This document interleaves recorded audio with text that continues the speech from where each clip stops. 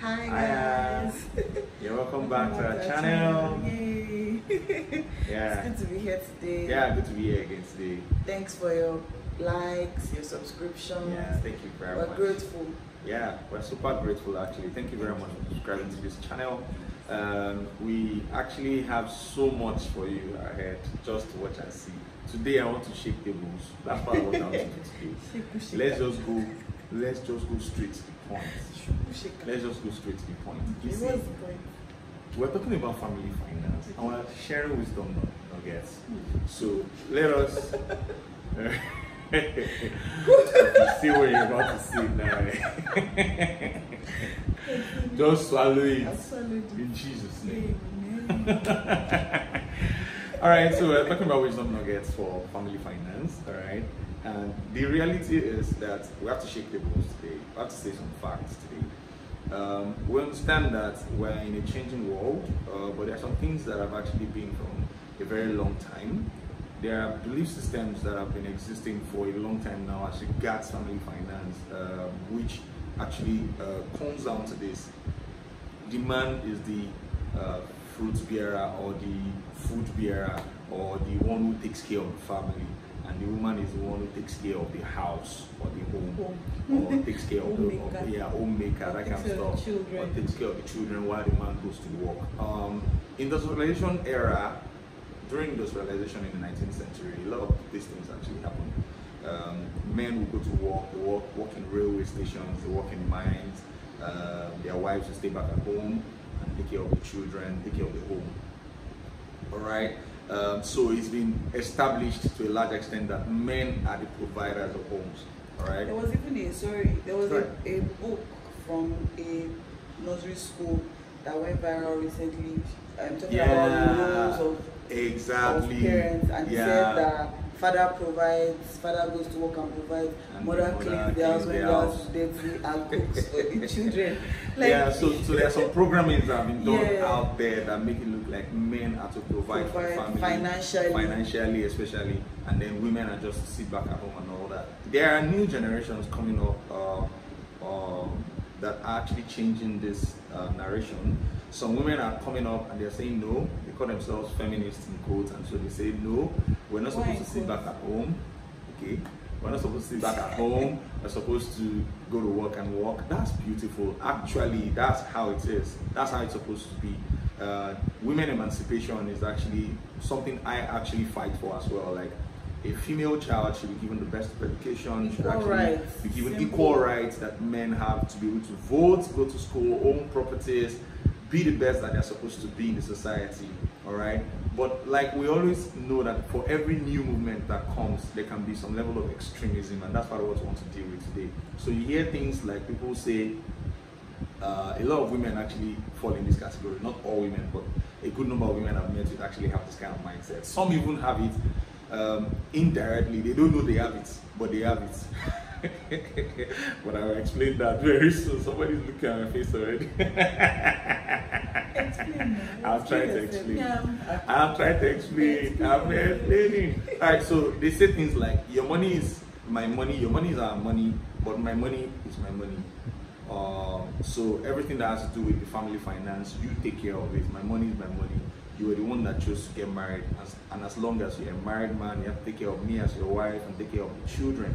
And so you see a lot of men get into this kind of situation where the man is the one that is bearing all the financial responsibilities at home, all right? And the woman probably just doesn't drop anything, even though she's working.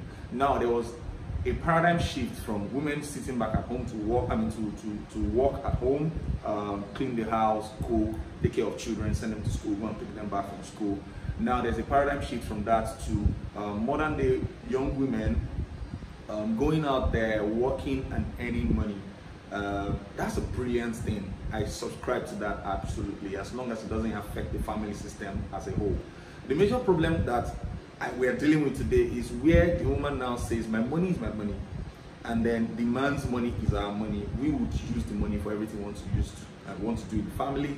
But when it comes to my money as the woman, it is none of your business. All right. Now, the table as I want to shake is very simple. Yeah, it's very simple. I'm trying to explain the background so that people can understand what I'm trying to say. You see, family is supposed to be a concerted effort. All right, that's what we believe. It's supposed to be a concerted effort. To run your family, you must run it as a synergistic adventure. Let me use that word. The synergy must be there between the man and the woman to actually make the marriage work. I think it's quite unfair to put. Now, this is my personal opinion. I'm not teaching you that this is what you must believe. But if you want to follow the path of wisdom, don't forget that the teaching is about wisdom nuggets for family finance. If you want to follow the path of wisdom, if you want to do your marriage and build it on a solid foundation of wisdom, then you should understand that you cannot shift the responsibility of your finance in your marriage to just one person. Yeah, people quote a lot of scriptures for this. There are scriptures they quote either for or against this self, and I'll quote some of them. One of them is a man who cannot provide for his family is worse than an infidel. So people assume that the man is expected to be the one to provide for his family. The male man, yeah, exactly, to provide for his family. As true as that is, well, we have to understand the context in which some scriptures are written, the environment when that scripture was written, and the current environment right now. It's still the same scripture that talks about the Proverbs 31 woman. Exactly, that's where I was going. Exactly. So some people choose a part of the scriptures to quote and they neglect the other. Proverbs 31 woman, go and read it. She's entrepreneurial. Her husband is sitting down at the gate. The provider. Her husband sitting down at the gate is more or less like for protection. Yes, but she's the one that is making the. But she's the one that is making the money. She's the one that is making all the moves to make sure that there's food at home, food on the table. She invests, because that's what that scripture talks about. She invests, she's enterprising as a person. So that is why I believe strongly that a woman should not sit at home, because the Bible actually clearly talked about the Proverbs 31 woman. Now the problem is this: when the woman now makes the money and she now holds it back to herself and says, I'm not providing. Or let's flip it again. Sometimes the man is the one that actually makes the money and chooses not to spend it on the family. We've seen such cases before. Sometimes, or rather, the angle that I would even come from to this, my money is my money, your money is our money, is that I think is totally unfair. Why do I mean it's unfair? Like, you know how there's a lot of, like you said, emancipation. I don't like the word emancipation, because emancipation is like freedom from slavery, and to be honest, I don't think anybody enslaved me or enslaved. Very true. Maybe that's unfair to say, because some people were truly enslaved, but I just personally don't like the word emancipation. So if we're getting into the equality movement, the equity movement, then everything and we're saying and we're saying that a man doesn't have more power over a woman, in the sense that a woman can lead an organization, a woman can become whatever she wants to be. It's not the job of a woman to cook, to clean. It is in a family or in a home.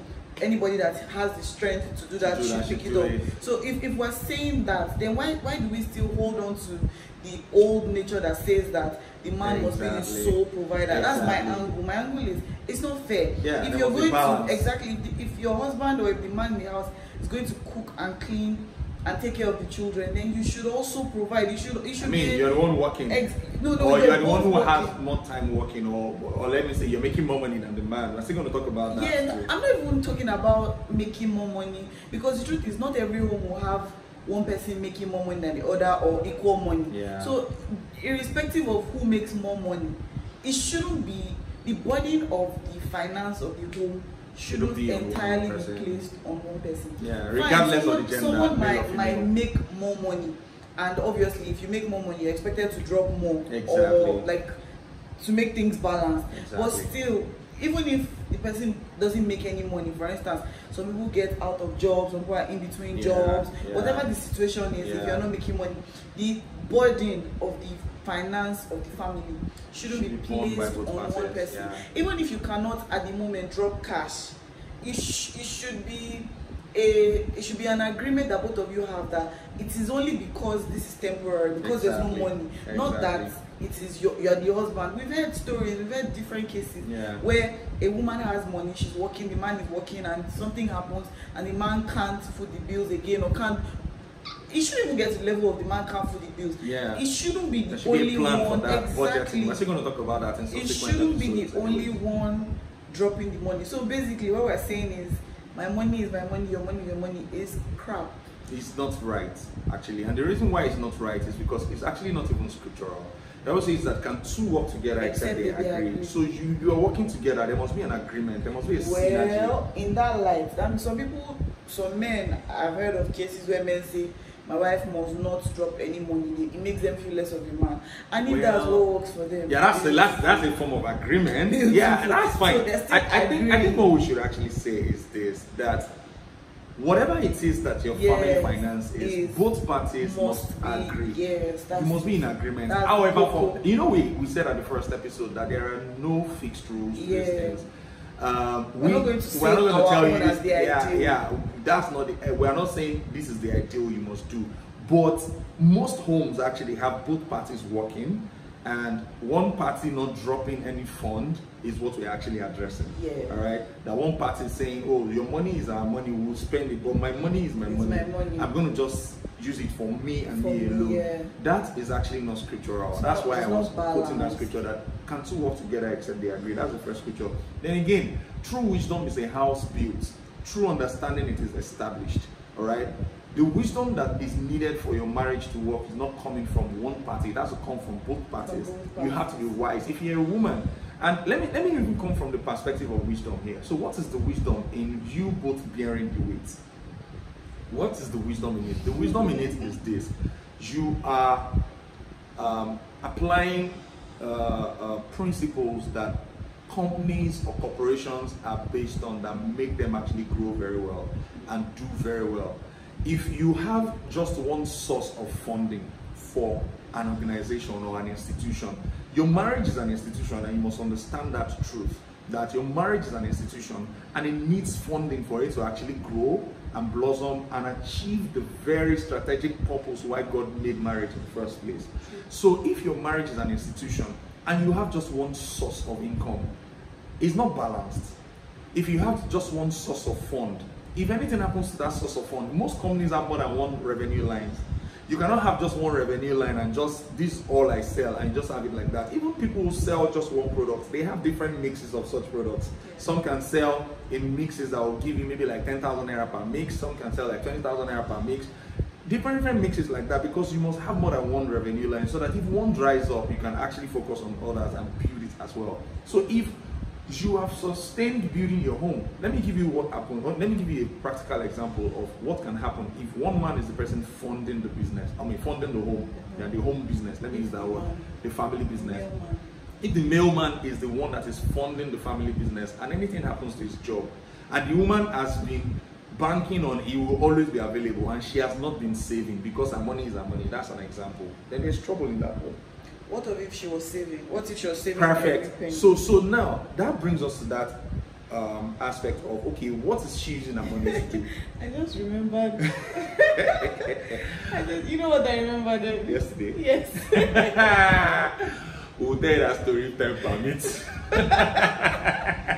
We'll tell you the story. We cannot share this laugh and not share the story. We'll share the story, don't worry, we'll share. But what I'm trying to say is, if the woman has been saving the money and all of a sudden the man loses his job, then she's still practicing the principle we're trying to teach here, which is she will drop that money. Yeah. She wishes to fund the family. Some women say no. Some women expect the man to go and borrow. Yeah, that's not wisdom. The wisdom in every home should be, in fact, if she's saving that money can be losing value because they are not investing it in something that they could have had together as a project, and they would have funded to the point that is bringing in more money for them. Let me give you a practical example that I want to say earlier on. If you have a husband who is working and lost his job, and because you've not been putting money together in the past to say you want to do a project, he lost his job. You've been saving your own money, but you're not investing it. You're just keeping it for yourself, keeping it in savings. There is no investment because both of you did not come together to agree that let's invest in this thing and grow this money that we both are making. What can happen is, it could have been better if, it would have been okay if both of you at the beginning of your marriage or whatever time you get to realize that, oh, you need to put your money together. It would have been good if you put resources together and start investing early. You see, there is what's called compound interest, for instance. there's also compounding of your money, because two people are coming together to have not a geometric progression or geometric growth in their money, but not an arithmetic. Sorry, not an arithmetic growth in their money, but a geometric growth in their money. So if I am saving my money separate, you're saving your money separate, there are certain places you invest that the more money you bring, the higher the interest you can get. So you're actually losing on both ends, because you are getting your own investment separate from that of your husband. You should put things together. I think that we're attacking it from the surface, not the root. Sometimes there's a deeper reason why some people do this. We're still going to deal with that. I want us to just deal with that wisdom to make sure that you have unity in your finances. I'm just trying to, like you always say, play devil's advocate, but I'm just trying to look at the bigger picture as to why anyone would not want to have a geometric progression in their finances at home. Not because they don't want it, but sometimes it's like they don't trust the other party. Trust. Yeah. Maybe trust with money. They've seen people trust men or women with money before. Stories from family members or that. Yeah. So I understand that part. What life has taught you. I think we should treat that one as a matter of precaution, like as a matter of how do I put it now? Treating that maybe not as the main case, but as an outlier case that we will still handle. Because it's quite common, right? Yes, very common. Okay, so what we're trying to deal with now, what we're trying to address now is to preach the unity that you should have. Unity of purpose, unity of you guys mind. Would achieve more. You achieve a lot more when you are unified in your goals that you're going to set as a family, and you put resources together to make it happen. And you're open with each other. About money. I guess the problem is this: we are assuming that both parties have good mind and they don't have any reason to hide anything from themselves. We will still deal with this other side. I feel it's not every family that has a problem of, although you are saying we don't have data actually, that's true. We don't have data to prove it's an outlier case or not, but we understand that we see these cases out there where people actually say, I cannot trust my husband with money, or I cannot trust my wife with money because like he or she I have this amount, that's the end, it's going to finish. If people say that, people feel like I've worked for my money, I went to school, I studied for myself. Why should someone have access to my money? Yeah, but okay, so we've been able to establish one truth now, which is it is wiser to actually put your resources together. Abi, that's what we preached all day. Not saying your money is my money. But sometimes it's not wiser. Okay, now I'm not confused, but I am trying to understand. No, but it's true. Sometimes it's not wiser. Sometimes the wisdom way is to make sure that you are saving or investing somewhere, because you know that this person you're with. I'm trying to make sure that is like an extreme case, or like an outlier. Like an outlier case. We don't have the data for this to say this is the majority of things. This is what happens to the majority of homes. We're trying to preach the ideal here, and the ideal actually is that there should be unity of purpose in your marriage. No party should have the mindset this person is supposed to handle this. Exactly. Both parties should actually come together to say, this is what we want to achieve for our marriage. Okay, we have recurrent expenditures, we have food we pay for, we have light, house rents, those are recurrent expenditures, school fees. Then there is capital projects like capital expenditures that you want to do. You want to invest to grow the money. You want to buy a house. You want to buy a car. You want to do. It can be an asset depending on if anything you have that helps you to make more money. So if you have a car, for instance, you can actually call it an asset if it drives you to work and back and you're making money in the process. Save transport. When you save transport, when you can get to work early, you're not waiting for bus to get to you, all those kind of stuff. Your lifespan can be reduced because you have a car. So it can actually be an asset depending on and then you can buy a car for whatever amount of money and sell it for almost the amount of money. I've done that before. In fact, that's 1 in 1,000. Okay, that's if you buy a new car and you drive out, not new car. That's another talk for another day. As you're driving out, the value has dropped. You know me very well. Even if I have the money for a new car, because your pepe has not dropped. Your pepe has not dropped. Even if I have money for a brand new car now, because of the things I know, I will remind you. I doubt. Thank God that we're recording. I promise to. I don't think I will go to a place and buy a new car And then in one day, the value of the car is depreciated by 50%. That's just what it is. I just can't. I'm an accountant too, and I can't imagine that as a finance guy. I know that as I am driving that car out, in fact, in 1 year, the car is depreciated by at least 25%. So by normal accounting principles, I'm just saying. When you and I both know, if you buy a car in Nigeria and they say it's Nigerian used, for instance, even if it is new, more often than not, the value you're going to get for that car when you want to sell it is more than halved. In the real sense of it, in the real market. Depends. Okay, but that's another topic for another day.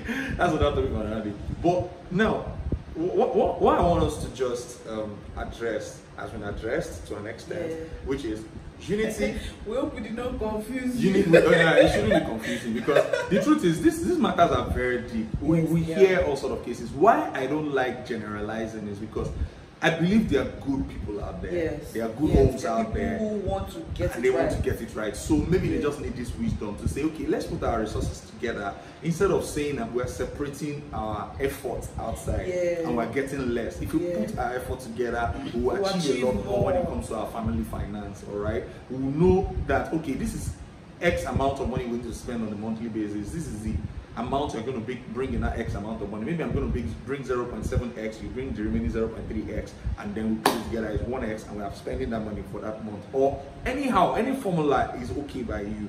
Just make sure that you are putting resources together, because when you divide your efforts, helps you guys sometimes save yourself more from losses. Exactly. Because when you're doing things independently, there might be an information that one person has, or even if it's not an information, maybe like an instinct that you want to do something on your own, and this person is like, don't do it. Exactly. And you like, it's just like what the Bible says: one will chase 1,000, two will chase 10,000. In every area, in every area of life, just like I mentioned, in business, it works when you have more than one source of funding for an institution, and you're bringing those resources together to fuel that institution. It will work better than if you me. Your life has blessed you. Yeah, so let's say that story. Before we talk about the outliers or the cases that are extreme, I even feel we should talk about that maybe in the next video we're going to shoot, because that's another topic for another day, which is the cases we hear out there of people who cannot trust their spouse with money.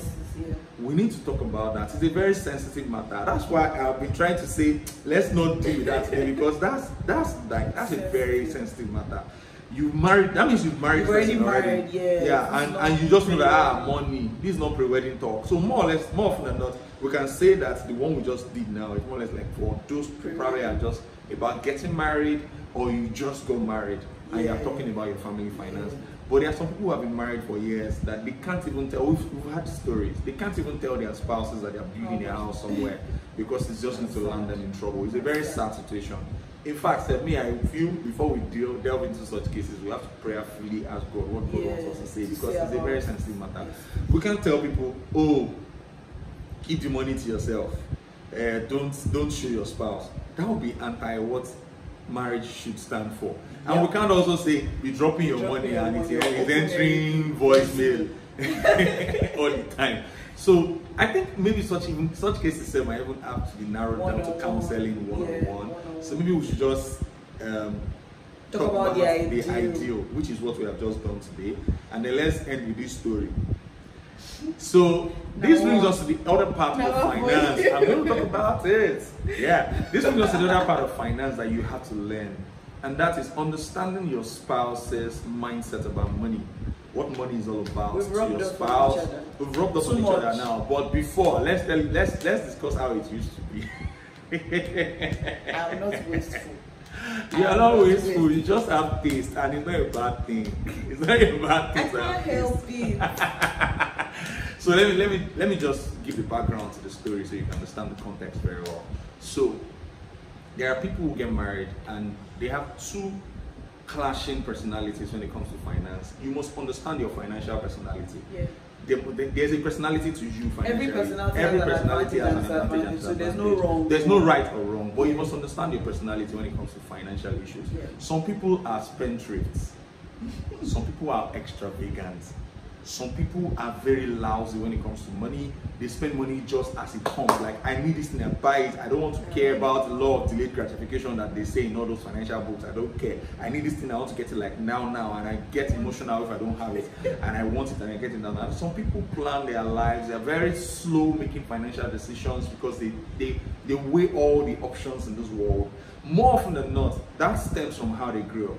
If you grew up in a home where your father or your mother is spontaneous in buying things, there's no savings, and there is no point in time when he talks about financial prudence, you have a tendency to be very, very spontaneous. And sometimes it's not usually like that. Some people grew up in that kind of home and they just choose to not be like their father or mother and say, no, I am not going to be very extravagant. I'm going to be very conservative. It can also be that people were born in very tight families, and they're like, no, exactly. If money gets mad, I'll spend. So you need to understand the personality of the person you're dealing with when it comes to money. Some people save a lot to get things done. Some don't save. Some people are very frugal. Some people are very extravagant. And the truth is, they all have their advantages and disadvantages. So let's use our own case study as an example now. So I grew up in a setting where you have to plan for everything. You have to plan for everything from A to Z. That's part of why I think I'm a finance guy itself. Like, I like planning my things. I have to budget. Spreadsheet. I have a spreadsheet, and I'm not apologetic about it. I still have a spreadsheet. Even if I make millions of dollars tomorrow, I will run it on a spreadsheet because that actually saved me from unnecessary spendings a lot of times. That saved me from unnecessary headache. When you don't have a budget, it has a lot of disadvantages. The advantage there is if you have plenty money and the plenty money keeps coming and there is a constant source, you might not know the implication of having a budget because everything you need per time you get. It will help because it's not good to be wasteful. Like there's wastefulness is not spending. Yeah. There's a difference, and it's not good to be wasteful. It's wrong to be wasteful. Exactly. Yeah. So you can actually be extravagant, or you can be very conservative, like me. I plan every couple I'm going to spend on a monthly basis. There's a spreadsheet for it. I know how much I'm giving to somebody, how much I'm giving to the body of Christ, how much I'm giving to my wife, how much I'm giving to my son, how much I'm spending on myself, how much I'm spending on the family. I know it on my spreadsheet. That's me. When I grew up, my wife didn't grow up that way. You need something, you close your eye and ask your Father in heaven, and you get it immediately. Now, the truth is, these systems, as conflicting, as opposite as they sound, we've been able to rub off on each other to meet at a very, very reasonable middle. And that's what we are preaching today, that you must know the financial personality of your spouse, or your husband or wife, as the case might be. You need to understand what they think about money so that you will have less clashes. Instead, you will have concerted effort to see how you can meet at the middle. So let me give you a very classic example. When I first got married to my wife, if my wife receives salary today, if there is a need, if my birthday is tomorrow, my wife will squander all the money on me. Okay, no, she will spoil me. She will spoil me with the money. She will squander is a strong word, I'm sorry. But that's how I used to feel. I'm not lying, I'm just being real. I used to freak out. Let me explain. So anything that we want to do, as long as there's money in her account, she will empty everything. She goes all out. Me, if her birthday is coming, I have planned from January. It's August. I have planned from January on my spreadsheet how much I'm going to spend on my wife's birthday, and there is no shaking that can shake it. Nothing. Even if I earn times 10 by that time, I have planned this. Maybe I can cheat a little bit. The lie, you're just changing. The lie, you're just changing. Yeah, I can cheat a little bit, shaking it, you're just changing. And then I will now say I will execute. But I plan ahead of time. My wife can be very spontaneous with money. So, like my first birthday, my wife emptied all the money in her account, and I was like, oh my goodness, what's this? Like, why would you go and empty all your money in your account because of my birthday? It's not worth it. It's love, but love. So I freaked out the first birthday. So since then, close to my birthday, I will make sure I find a project that we will contribute money to do. And as I'm contributing money to do it, there's money, there's less money left in our account for my birthday. So when it's my birthday, and she says, oh baby, you know we did this project and that project, and so this is how much, I mean, this is what I actually got for you as a gift. I am usually happy to receive that gift. Like, okay, I believe. I'm not saying not that I deplete everything. Don't get me wrong. I mean, it depends on how much is available actually. But to a large extent, we've been able to use that as a control system in the house. There must be a project. In order of priority, what is the priority you place over that thing compared to birthday, for instance? So we weigh those things. We have our priorities set. That's another thing you must do. As a couple, you must set priorities. If money comes today now, what are the things you first of all fix before you fix things like birthday, things like wedding anniversary and all those stuff? My wife is big on that. I am not big on birthdays. I'm not big on anniversaries, but I had to adjust. Those are the places we have to meet at the middle. So before now, my wife would have carried all the money. There must be something we need to do. I should have fixed it. So, but now I have rubbed off my wife so much that yesterday my wife received her salary and she received her salary and my wife transferred 94% of it. 94% of her salary, she transferred it into piggy vest. That's our savings, where she keeps money for savings, just to get some little chicken change interest. Chicken change interest. And I'm like, babe, when did I rub off on you this much that you are transferring 94% of your money first of all for savings? 6% was now transferred into house funds. And I'm like, hey, even me, I don't transfer 94% into savings.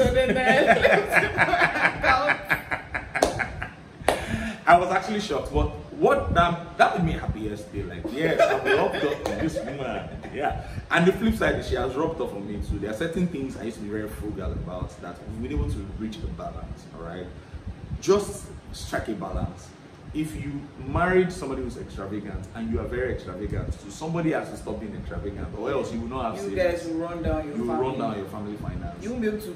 You plan for the future. You miss out on opportunities. Some opportunities that will come up that you need to have certain money, yes, to be able to take advantage of. You will miss opportunities. Exactly. No matter how it's little, your future. keep saving. No matter how little, and then you must understand the law of delayed gratification. Yeah. Like you must understand that okay, there are some things that are good to have, nice to have. Yeah. That's why I classify some things that as nice to have, essentials that we must have, and then there are some things that are not essential, they are not nice to have, but they are just okay to have it. And then if those things, nice to have, essentials to have, necessary to have, if those things are different for you both, you have to find a way to strike a balance. It's bliss and beautiful. It is the same thing for you both. The chances that they will be the same at the beginning, or for two people that grew up differently, are slim. Yeah, so we fought. We fought our way to the middle. Yes. It was very difficult. Yes, there were times my wife. We're sincere and open with each other. Because another thing is, some people do, okay, let me just let it go, let me let it go. No. It leads to resentment. No. Now we're completely, we're 100% open and exactly. Like we know what we can do. Let's even teach that philosophy that we have in our marriage about when you have conflicts, don't sweep it under the carpet. Yes. Because the majority of our conflicts were actually in the area of finance. Yes. Majority. And we clashed a couple of times on it, and the solution was, yes. Let's just talk about it now. We are not going to sweep this under the carpet until we. There are sometimes I say some things that break my wife's heart. Like what I just said today. Like I'm not big on birthdays. I'm not big on wedding anniversaries. My wife is very big on that. I'm not big on birthdays. But I want something. I want your pocket to be. I want you to it doesn't have to be many things. It can be something so that will show that you're thoughtful. I have to move. And the truth is why I had to move was because part of the principles we believe strongly in marriage is the principle of understanding the other person's perspective about what you are actually arguing about or thinking about. Yeah. Your thoughts are valid, but that person's thoughts too are valid. And you must not invalidate those thoughts. Different, they're both even if they are different. Yeah. She feels birthdays are supposed to be well taken care of, celebrated dates, wedding anniversaries. Yeah. I just remember the dates, but if I know, like I confessed today, she knows already anyways that when those kind of times are coming, I have a project I am already targeting. So that I divert more money there. And so the money that is left, babe, you see what's left. Project. But we have to reach a compromise. I mean, now, we've actually, come on now, we're doing very well.